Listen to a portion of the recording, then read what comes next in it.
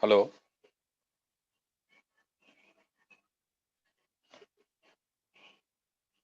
Hello.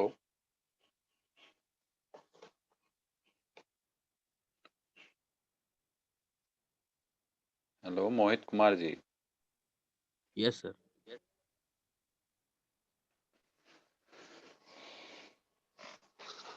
मेरी आवाज आ रही?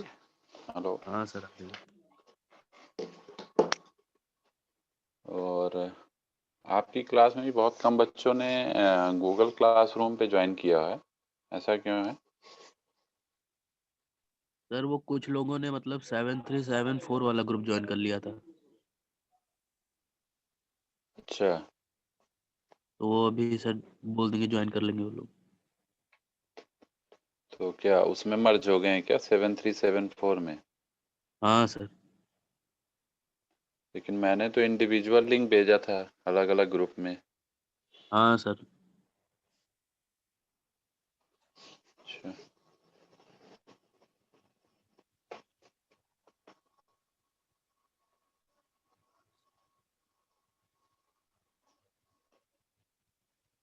ठीक है, मैं फिर से बोल देंगे कि अभी सब लोग ज्वाइन कर लें, ठीक है। ठीक है सर।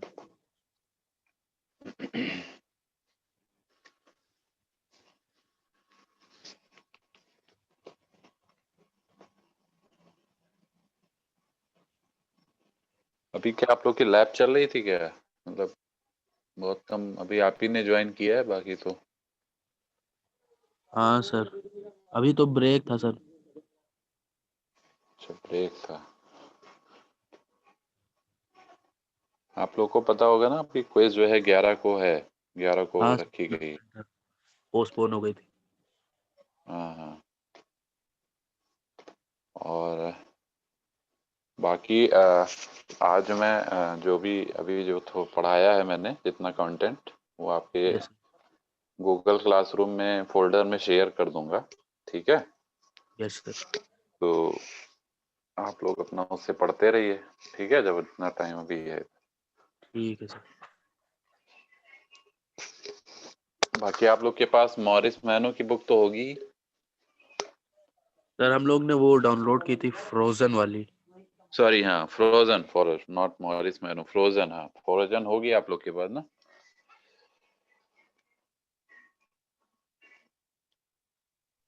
हेलो। हाँ हाँ, बोलिए बोलिए, हाँ फ्रोजन सर, आप वो लोग के पास है? वाली। सिलेबस आपका फ्रोजन से ही है। हाँ सर। ओके, सो चलिए ठीक है, जो बच्चे धीरे धीरे ज्वाइन करेंगे। अ, तो मैं आपको ट्यूट शीट सभी को शेयर किया था, गूगल क्लासरूम पे शायद मिल गई होगी। Yes sir. और उसी को डिस्कस करेंगे फिलहाल। तो मैं आप लोग को एक पीडीएफ शेयर कर रहा हूँ, उसमें कुछ क्वेश्चंस आपको भी मिल जाएंगे। बाकी जो है मैं बता दूंगा, कुछ आपको अपने आप से करने हैं, ठीक है ना। ठीक है सर। ये दिख रहा होगा सबको। आप लोग अपनी अटेंडेंस जो है चैट बॉक्स में मार्क कर दीजिएगा, ठीक है। सभी लोग जो भी ज्वाइन कर रहे हैं अपनी अटेंडेंस चैट बॉक्स में मार्क कर दीजिएगा। ओके, सो लोग स्टार्ट करते हैं।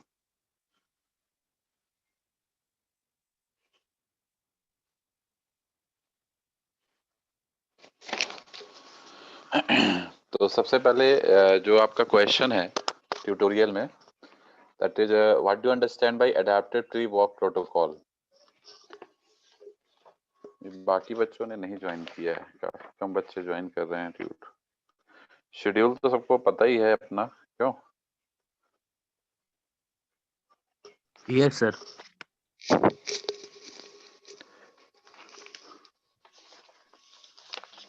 आई डोंट नीड टू रिमाइंड ना, मुझे कोई जरूरत तो है नहीं क्लास के लिए रिमाइंड करने की।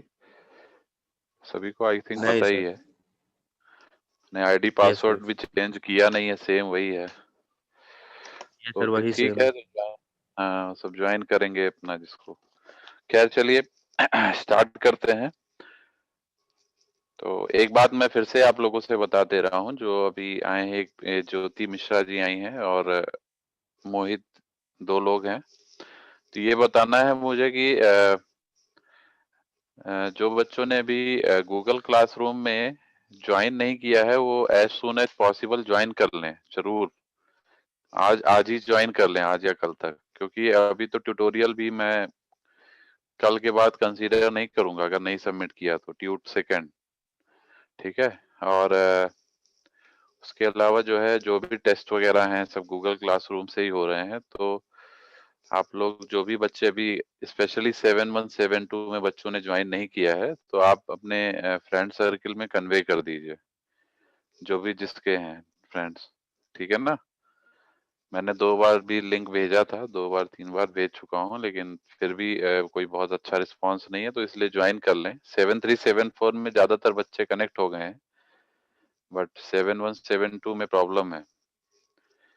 और अगर कुछ बच्चे इधर से उधर डाइवर्ट हो गए हैं कहीं गलती से, क्लास 7-3 7-4 में अगर 7-1 7-2 के बच्चे ज्वाइन कर लिए हैं, तो वो अपनी क्लास चेंज करके और फिर से 7-1 7-2 में आ जाएं। मतलब जो जिस क्लास का बच्चा है उसी उसी के अकॉर्डिंग उसी क्लास में रहे। ठीक है। मेरी आवाज आ रही है? हाँ सर। ठीक है, तो चलिए हम लोग स्टार्ट करते हैं। तो पहला क्वेश्चन जो आपका ट्यूटोरियल का है, that is what do you understand by adaptive tree walk protocol. ठीक है। एडेप्टिव ट्री वॉक प्रोटोकॉल क्या होता है, इसको एक्सप्लेन करना है। ठीक है। तो तो सबसे पहले जो आपको सोल्यूशन दिख रहा है इसका, आपको पीडीएफ मैंने शेयर किया है। ये पूरी डेफिनेशन इसमें दी हुई है विद द फ्लो डायग्राम, मतलब ट्री डायग्राम इसका बना हुआ है। ठीक है। तो एडाप्टिव ट्री वॉक प्रोटोकॉल एक टेक्निक है जिसमें डेटा को हम ट्रांसमिट करते हैं शेयर्ड चैनल के ऊपर। मतलब हमारे पास एक शेयर्ड चैनल्स हैं। जैसे आप लोगों ने अगर डेटा कम्युनिकेशन पढ़ा होगा तो उसमें बाइनरी ट्री पढ़ा होगा। Have you studied about binary tree? पढ़ा होगा। ठीक है। तो उसी तरह से है ये भी। तो इसमें भी हम लोग वहां पे आपकी बिट्स जो है one place to another place transmit होती है। यहाँ पे हमारा एक पैकेट या कंप्लीट डेटा ट्रांसमिशन होगा। Clear? Over a share channel. So it combines the advantage of collision based protocol and collision free protocol। ये दोनों को कंबाइन करता है, collision based protocol को भी और collision free protocol को भी। ठीक है। In computer network, when more than one station tries to transmit simultaneously, जब एक से ज्यादा स्टेशन एफर्ट करते हैं, साइमल्टेनियसली ट्राई करते हैं सिस्टम में ट्रांसमिट करने की, ये via share channel, the transmitted data is garbled. Means transmitted data जो होता है वो आपका मर्ज हो जाता है, दूसरे डेटा के साथ मिक्सअप हो जाता है, जिसकी वजह से कॉलिजन होता है। तो in collision based protocol like ALOHA, all station are permitted to transmit a frame without trying to detect. मतलब उसमें सारे स्टेशन को परमिट होता है, एक दूसरे को बिना परमिशन लिए वो ट्रांसमिट करते रहते हैं। जैसा कि आप लोगों ने लोहा सिस्टम में पढ़ा है, वो इससे चैनल फ्री है या नहीं फ्री है उससे मतलब नहीं है, जैसा कि प्योर एलोहा में हमने बताया था। तो this work very good under light loads. Under heavy loads collision free protocols are suitable, but in case of light load it is very much suitable. Clear? So since channel access is resolved in the contention period and eliminates the possibility of collisions. ठीक है। So now, so in adaptive tree-walk protocol, the stations are partitioned into groups। हम लोग क्या करते हैं, जो इस protocol के तहत जो स्टेशंस हमारे पास हैं उनको हम कैटेगरी वाइज डिवाइड करते हैं ग्रुप्स में, जिसको हम हायरार्किकल भी बोलते हैं, हायरार्किकल फॉर्म भी बोलते हैं। ठीक है। तो contention All of period you is kindly divided into this। rejoin yourself. Hello.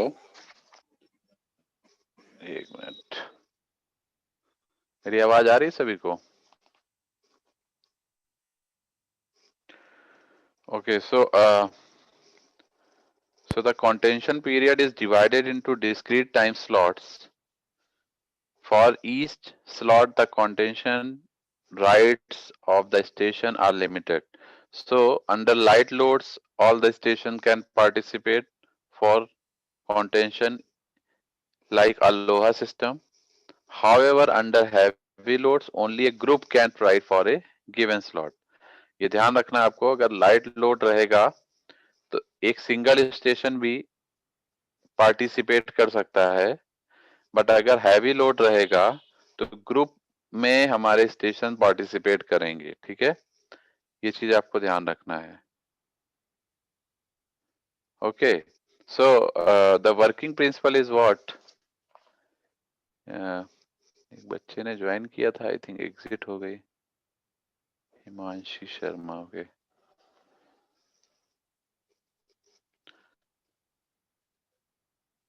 Okay, सो इसके बाद देखिए नीचे इसमें एक डायग्राम बना हुआ है, this is the working principle diagram. In this particular walk protocol, the stations or nodes are arranged in the form of binary tree, as shown in the diagram. ये आपको दिख रहा होगा, एक binary tree diagram बना हुआ है इस तरह से। Is it visible to all of you? This is a binary tree form. Is it visible to all of you? Yes, Himanshi Sharma is there.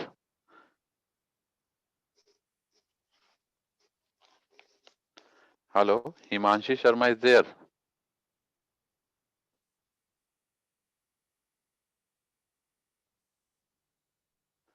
मेरी आवाज आ रही? Hello,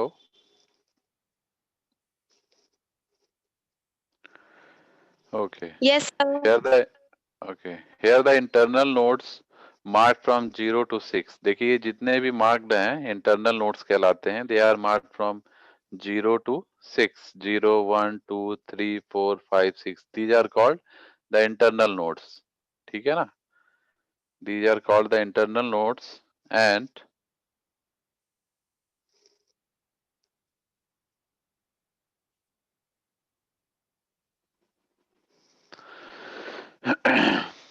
which represent the group, while the leaf nodes marked from A to H. जो 0 से 6 है वो internal nodes हैं जो कि groups को represent करते हैं, और A से H जो है वो स्टेशंस हैं जो कि कॉन्टेंडिंग फॉर नेटवर्क एक्सेस, जो नेटवर्क में एक्सेस करते हैं। ठीक है, they are contending for network access.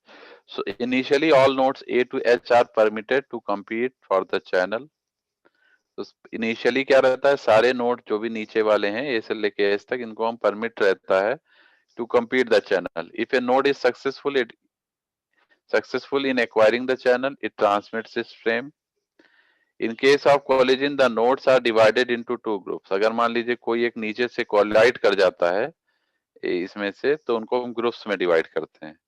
और ग्रुप्स कैसे बनाते हैं, स्टेशन अंडर द ग्रुप 1 में क्या आएगा, ए बी सी डी आ जाएगा। आप देख सकते हैं ग्रुप 1 के अंडर में ए बी सी डी है, तो this will be in under group 1। और ग्रुप 2 में हमारा जो आएगा वो ये वाला पोर्शन हो जाएगा। Clear? That is in the group 2, that is E, F, G, H. The nodes belonging to only one of them is permitted for competing. Say for slot 1, all stations under group 1 are allowed to contend. Clear? Now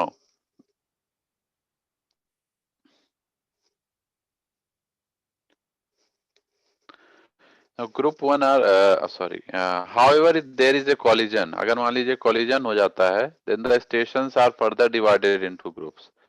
अगर collision होता है तो फिर से हम नीचे की तरफ बढ़ेंगे और हमारा जो 1 के बाद जो नेक्स्ट नोड है वहां से ग्रुप बनेगा, जो कि जैसे 3 है तो 3 से हमारा वो नोड ग्रुप बनना शुरू होगा। ठीक है, तो 3 के नीचे फिर आपका ए और बी आएगा, तो they will take the participate. Clear? तो 3 में हमारा ए बी हो गया, 4 में सी डी हो गया, 5 में ई एफ हो गया, 6 में जी एच हो गया।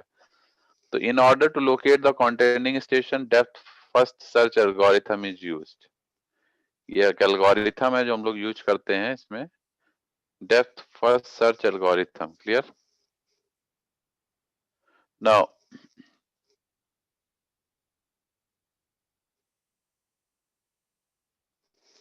हिमांशी जी अपनी अटेंडेंस मार्क कर दीजिएगा चैट बॉक्स में। हिमांशी, आप अपनी अटेंडेंस लगा दीजिएगा चैट बॉक्स में।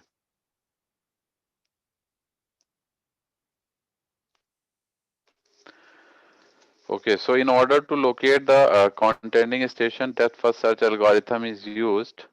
The same principle of contention is applied only for those groups that has some contending stations.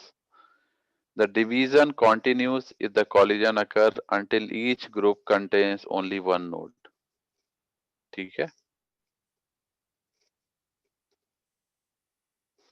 Now ये आपका क्वेश्चन हो गया फर्स्ट वाला, जिसमें आपसे पूछा गया है what do you understand by adaptive tree walk protocol. तो this one first question is cover.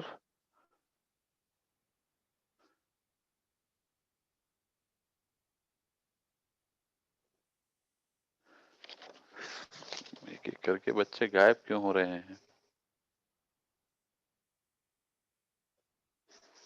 Himanshi गायब हो गई।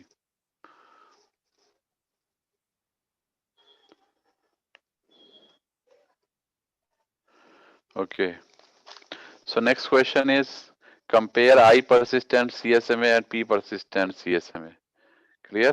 तो अभी ये हमने आपको पढ़ाया है I persistent and P persistent. Clear? I को I भी लिख सकते हैं, 1 भी लिख सकते हैं।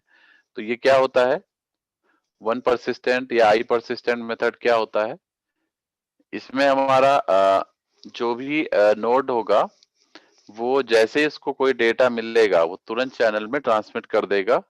एंड इसमें क्या होता है, जितने भी नोड है मान लीजिए उनको जैसे ही डेटा मिला उन्होंने चैनल में ट्रांसमिट कर दिया और in most of the time the packet get collide. Clear?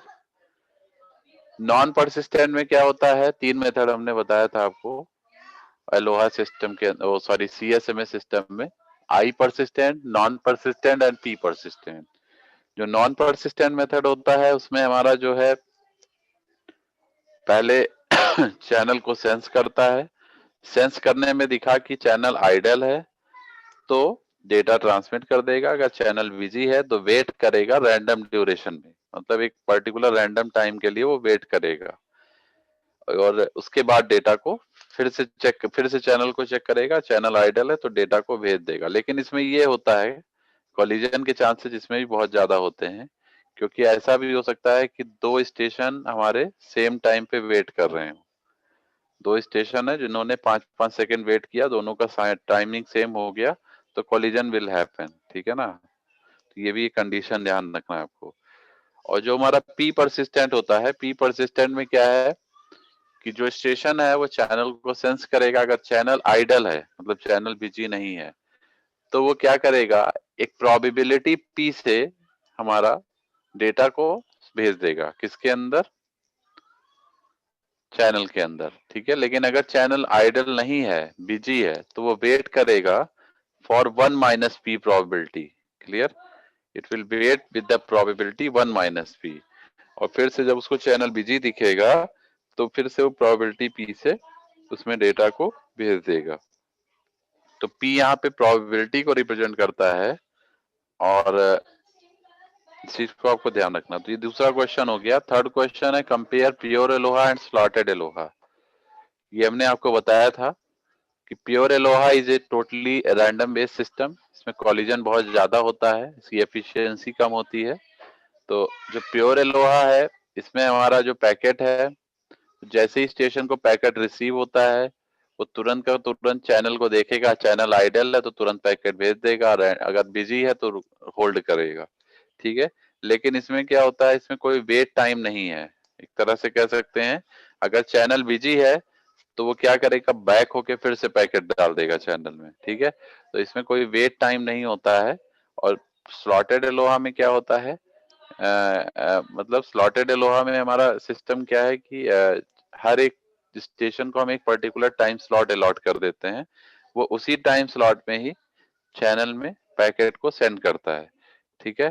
वो और वो भी कहाँ पे, स्टार्ट ऑफ द स्लॉट। जब टाइम स्लॉट स्टार्ट होता है टाइम, तो उसी पर्टिकुलर टाइम स्लॉट पे वो डेटा को चैनल में एक्सेस कराता है, ठीक है। लेकिन अगर स्लॉट अगर आपका कहीं मिस हो गया, फर्स्ट टाइम स्लॉट जो स्टार्टिंग टाइम स्लॉट है उसी में भेजता है, अगर वो मिस हो गया तो उसको वेट करना पड़ेगा नेक्स्ट टाइम स्लॉट के लिए। वो इन बिटवीन द स्लॉट या लास्ट में नहीं भेज सकता, वो केवल start of the timing slot ही भेज सकता है packet. This is the slotted ALOHA, ठीक है। इसके बाद next question, explain about the MAC frame format. MAC address आप लोगों को पता होगा, all of you are aware with the MAC address. MAC address के बारे में सुना है? हिमांशी शर्मा अपनी अटेंडेंस मार्क कर दीजिए प्लीज। हिमांशी शर्मा, मेरी आवाज आ रही है? हिमांशी शर्मा, मेरी आवाज आ रही है? हेलो,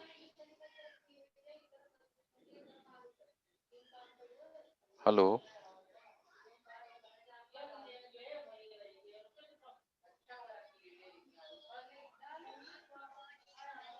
हेलो, मेरी आवाज आ रही है? हिमांशी,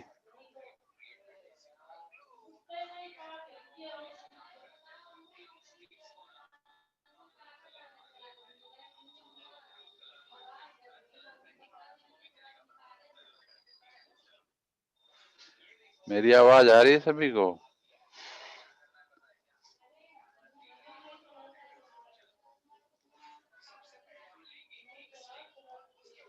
ओके, सो ईथरनेट में हमने एक फ्रेम फॉर्मेट बताया है IEEE स्टैंडर्ड में, तो वही जो फॉर्मेट है वही आपका मैक एड्रेस फॉर्मेट है, फ्रेम फॉर्मेट, तो वही आपको ड्रॉ करना है। मेरी आवाज समझ में आ रही है सभी को कि नहीं आ रही है? हेलो, यस सर, आ रही है। जो okay, IEEE 802.11 MAC frame format. आज हमने आप लोगों को आपकी क्लास नहीं थी आज, तो हमने एक IEEE 802.11 का फ्रेम फॉर्मेट है जो आज 7374 में डिस्कस किया था मैंने। तो अगर आप में नहीं हुआ तो अगले लेक्चर में मैं आप में भी डिस्कस कर दूंगा। This is a wifi based system, इसमें आपका जो मैक एड्रेस फॉर्मेट है वो मैं आपको उसमें बता दूंगा, ठीक है। तो क्लास में हो जाएगा तो उससे आपका कवर हो जाएगा ये क्वेश्चन, ठीक है। क्लियर? Okay sir. हाँ, इसको IEEE और बाकी मैं आपको इसमें भेज भी दूंगा, कोई दिक्कत नहीं है, आप लोग इसमें देख लीजिएगा। जब मैं ट्यूट शीट का उसमें शेयर करूंगा तो उसमें ये आपको मिल जाएगा क्वेश्चन, ठीक है। तो आते हैं हम लोग अब नेक्स्ट क्वेश्चन पे। In a slotted ALOHA channel 10% of the slots are ideal, calculate the channel load and efficiency. तो एक स्लॉटेड लोहा सिस्टम है जिसमें 10% ऑफ द चैनल हमारा स्लॉट्स हमारे आइडल हैं, तो कैलकुलेट करना है चैनल लोड एंड एफिशिएंसी। तो कैसे कैलकुलेट करेंगे? तो ये हमको पता है कि 10% स्लॉट हमारे आइडल हैं, ठीक है। तो ये आपको न्यूमेरिकल दिख रहा होगा सामने। हेलो, न्यूमेरिकल दिख रहा है सभी को सामने? Yes sir, yes sir. Okay, ये हिमांशी शर्मा से बोल दीजिए अटेंडेंस मार्क कर दें, इन्होंने अटेंडेंस नहीं चढ़ लगाई है अभी अपनी शायद।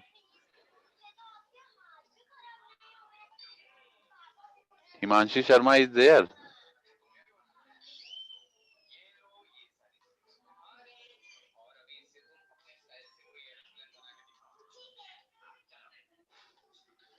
हिमांशी शर्मा है या नहीं है?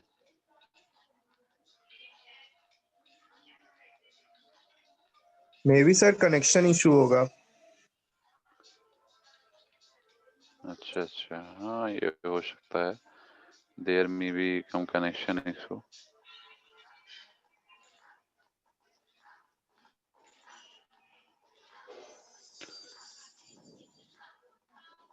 ओके, सो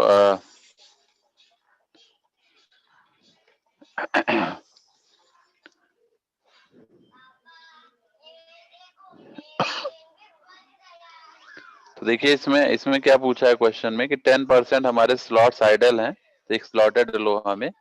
तो क्वेश्चन में आपसे पूछा गया है what is the efficiency, efficiency आपको निकालनी है और calculate the channel load, channel में लोड निकालना है, ठीक है, मतलब ट्रैफिक कितना है चैनल में।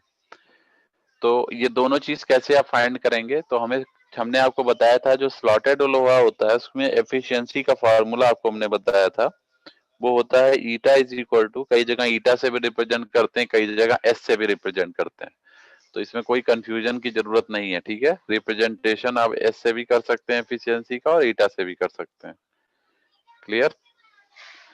तो ईटा एस लिख सकते हैं आप नीचे, एफिशिएंसी मींस ईटा एस का मतलब स्लॉटेड एलोहा। तो जो स्लॉटेड एलोहा की एफिशिएंसी होती है वो जी इंटू ई की पावर माइनस जी होती है, ठीक है। जी क्या होता है, ऑफर ट्रैफिक होता है, और ई की पावर माइनस जी वाला जो टर्म है इसमें, ये वाला टर्म, इसको हम लोग बोलते हैं probability of single transmission during a slot time. एक टाइम स्लॉट में जो सिंगल ट्रांसमिशन होता है ये उसकी प्रोबेबिलिटी है, ठीक है। तो आपको जो क्वेश्चन में दिया है वो 10% एवरेज टाइम स्लॉट दिया है, आइडल है जो कि, ठीक है। तो ये वही प्रोबेबिलिटी रिप्रेजेंट करता है जिसपे this is the probability where the slots are idle, clear. तो इसको हम लिखेंगे percent P is equal to E की पावर माइनस जी, केवल ये वाला इतना टर्म लेना है, ई की पावर माइनस जी, पूरा कंप्लीट टर्म नहीं लेना है, ठीक है, क्योंकि वही क्वेश्चन में दिया हुआ है। तो ये जो प्रोबेबिलिटी है आपकी 10% है, तो इसको हम सॉल्व करेंगे तो ये 0.1 हो जाएगा। 0.1 इज इक्वल टू ई की पावर माइनस जी, यहाँ से हम दोनों तरफ नेचुरल लॉग लेके जी की वैल्यू निकाल लेंगे तो आ जाएगा 2.3। तो जी हमको मिल गया 2.3, इस जी की वैल्यू हम रख देंगे इस एफिशिएंसी वाले फॉर्मूले में, तो हमको एफिशिएंसी मिल जाएगा, ठीक है। मतलब eta S is equal to G into E की पावर माइनस जी है, इसमें हम रख देंगे तो जी की जगह 2.3 इंटू ई की power minus 2.3, then you will get the result, that is what, the efficiency that is 0.23, ठीक है। तो देखिए दोनों आंसर आपको मिल गए हैं, ये आपका ऑफर ट्रैफिक था जो उसने पूछा था, तो ऑफर ट्रैफिक आ गया 2.3 और एफिशिएंसी आपकी आ गई 0.23, ठीक है। अब अगर मान लीजिए इसमें तीसरा भी एक पार्ट अगर पूछा गया होता, ट्यूट में तो दो ही पार्ट पूछे गए हैं, हालांकि इस क्वेश्चन में 3 पार्ट है। इज द चैनल ओवरलोडेड और अंडरलोडेड, तो ये कैसे बताएंगे हम, चैनल ओवरलोडेड है अंडरलोडेड है, ये देखेंगे ट्रैफिक के बेसिस पे। तो हमको पता है जो स्लॉटेड एलोहा है उसमें जो हमारा मैक्सिमम ट्रैफिक बियर करता है चैनल, वो 1 करता है, कितना करता है 1, और प्योर एलोहा में कितना करता था 1/2। ये हम लोगों ने जब डेरिवेशन किया था तब किया था, उसमें जी की वैल्यू निकाली थी, तो प्योर एलोहा में जी 1/2 आया था मैक्सिमम मिनिमा लगाने के बाद, याद आ रहा होगा। और स्लॉटेड एलोहा में निकल के आता है 1, उसमें प्योर में 1/2 आता है, स्लॉटेड में 1 आता है जी की वैल्यू। तो आप देखिए जो क्वेश्चन है उसमें जी की वैल्यू 2.3 आ रही है और मैक्सिमम ये 1 के बराबर हो सकता है। तो ये 1 से चूंकि ज्यादा है 2.3, सॉरी 1 से अगर 2.3 हमारा ज्यादा है तो इसका मतलब हमारा जो चैनल है वो ओवरलोडेड है, चैनल इज ओवरलोडेड नॉट अंडरलोडेड। अगर ये 1 से कम होता आंसर तो हमारा अंडरलोडेड हो जाता, ठीक है। तो ये इसमें क्वेश्चन में हमारा हो गया ये, ठीक है।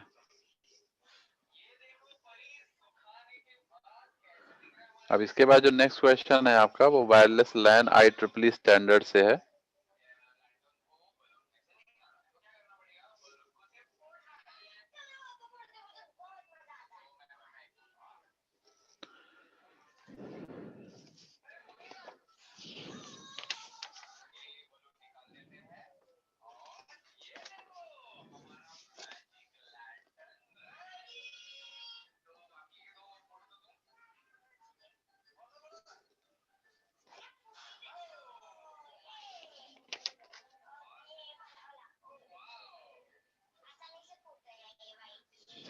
ओके सो मैं जो हमारा नेक्स्ट क्वेश्चन है वो कंट्रोल वो से है वायरलेस लैन IEEE 802.11 से, ठीक है।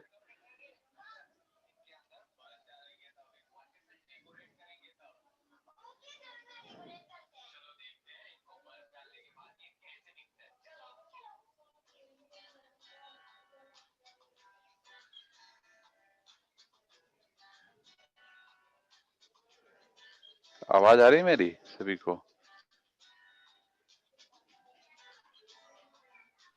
Yes sir.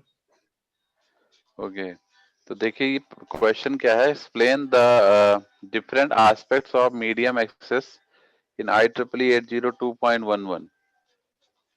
ठीक है, ये बताना है कि डिफरेंट एस्पेक्ट्स क्या हैं मीडियम एक्सेस इन IEEE 802.11।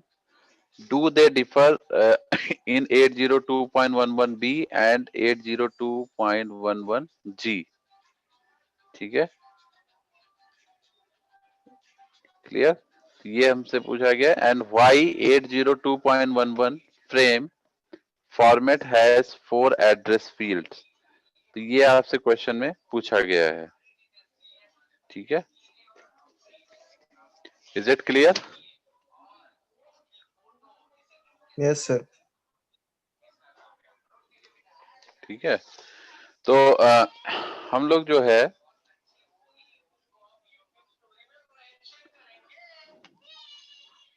तो इसमें जो है हम लोगों को क्या करना है कि ये एक तरह से न्यूमेरिकल है। इसमें जो है आपको एक तो फ्रेम फॉर्मेट बताना है इसका IEEE 802.11 का, and how do it differ from with 80 how they differ in 802.11b and 802.11g।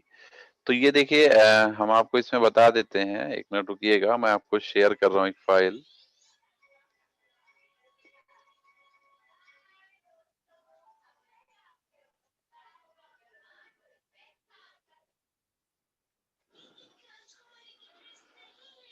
मैं आपको एक फाइल शेयर कर रहा हूँ, वेट करिएगा।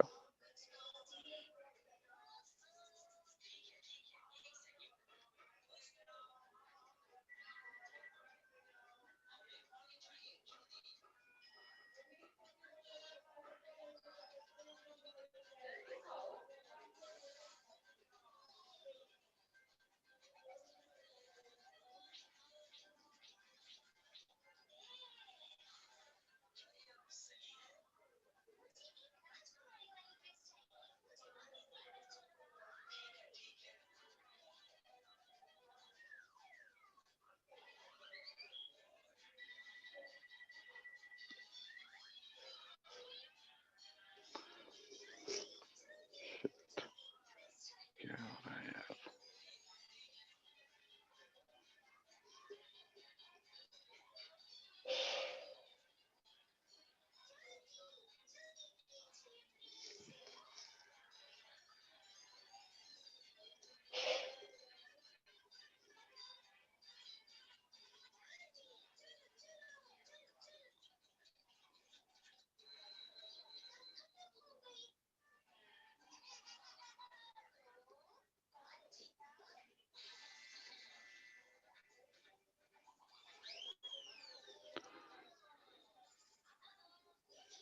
जस्ट वेट करिएगा आप लोग एक मिनट, मैं आपको फाइल शेयर कर रहा हूँ, एक मिनट वेट करिएगा।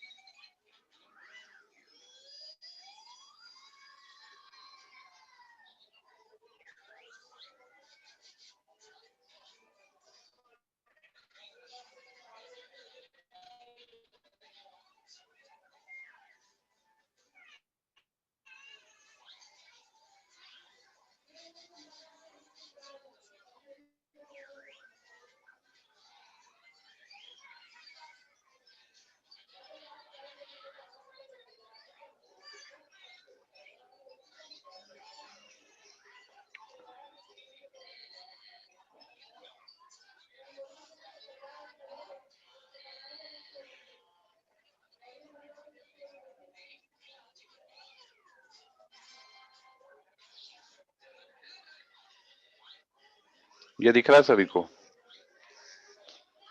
हेलो, यस सर, दिख रहा है। अब इसमें देखिए ये IEEE 802.11 है, that is called wireless Fidelity, that is wifi network. Clear? ये हम लोग आज मतलब जब क्लास होगी आपकी मैं डिस्कस कर लूंगा ये। It is also included in your syllabus. तो देखिए इसमें क्वेश्चन आपसे पूछा गया है जो ट्यूट में, explain the different aspects of medium access in IEEE 802.11. Do they differ in 802.11b and 802.11g? तो देखिए how they differ from 802.11b and g, तो ये आपको नीचे देखिए बॉटम जो सेकंड लास्ट है एंड थर्ड सेकंड लास्ट देखिए 8.802.11b है, और उसके ऊपर एक स्टेप और ऊपर जाएंगे नीचे से फोर्थ पोजीशन पे 802.11g, ये सारे ही 802. वायरलेस स्टैंडर्ड है, उसमें ये सब कैटेगरीज है। Clear? they are having some different frequencies, then channel width, then media maximum data rate. clear? so these all are the Wi-Fi scheme. तो यही आपको इसमें पूछा गया, how they differ in 802.11b and g. तो आपको ये बताना है कि ये कैसे 802.11 इन दोनों से डिफर कर रहा है। तो in terms of frequency, in terms of channel width, in terms of maximum data rate, transmission data rate, तो इसके टर्म पे हम बता सकते हैं। ठीक है, इसके बाद Y802.11 फ्रेम फॉर्मेट है 4 एड्रेस फील्ड। तो देखिए फ्रेम फॉर्मेट भी मैं आपको दिखा देता हूं जो आपको इसी में है।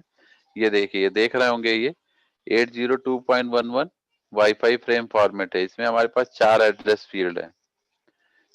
उसने क्वेश्चन में पूछा आपसे कि why it is having 4 address field, तो इसका रीजन क्या है। I am showing U A table, उस टेबल से आपको समझ में आएगा कि क्यों एड्रेस फील्ड 4 है। क्योंकि जो इंफॉर्मेशन ये हमारी एड्रेस फील्ड कवर करता है वो डीएस एंड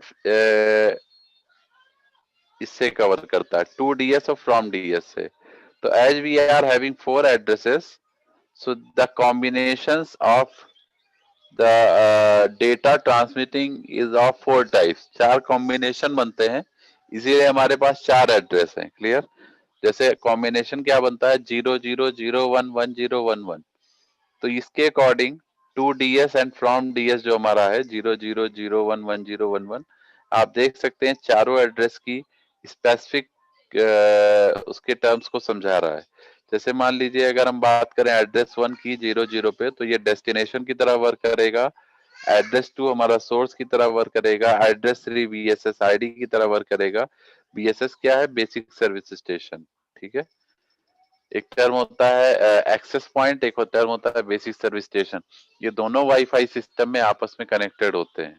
ठीक है, एक फिर लास्ट में एड्रेस 4 क्या है, दैट इज नॉट एप्लीकेबल या नॉट अवेलेबल। ठीक है, तो ये एड्रेस 4 केवल तभी रहेगा जब 1-1 कंडीशन आएगी, 2ds and from ds। Clear? बाकी और आपके चारों केस आपको दिख रहे होंगे, जब 0-1 होगा तो एड्रेस 1 डेस्टिनेशन बन जाएगा, एड्रेस 2 सेंडिंग एक्सेस पॉइंट बन जाएगा, एड्रेस 3 सोर्स बन जाएगा, एड्रेस 4 जो है नॉट एप्लीकेबल या नॉट अवेलेबल। ठीक है, तो इस तरीके से हमारे पास 4 केसेस हैं, तो यही आपको टेबल इसमें बनानी होगी। ठीक है, इसके बाद नेक्स्ट क्वेश्चन है चैनलाइजेशन वायर्ड लैन IEEE स्टैंडर्ड्स। इसमें एक न्यूमेरिकल है, पहले तो explain about the frame format of IEEE 802.3 protocol है, ये पूछा है। इसके बाद write down the specification of 100 Mbps fast Ethernet specified under 100 base X 100 base T4। ठीक है, तो स्पेसिफिकेशन आपको मिल जाएंगे इसमें टेबल में। अभी मैं वो भी दिखा देता हूँ। What are the band rates in different versions oblique part of Ethernet, तो मैं आपको ये दिखा देता हूं इसमें क्वेश्चन में। ये क्वेश्चन समझ में आ गया। ये जो एड्रेस स्कीम है 4 क्यों है वो आपको इसी टेबल से समझ में आ जाएगी। 4 कॉम्बिनेशंस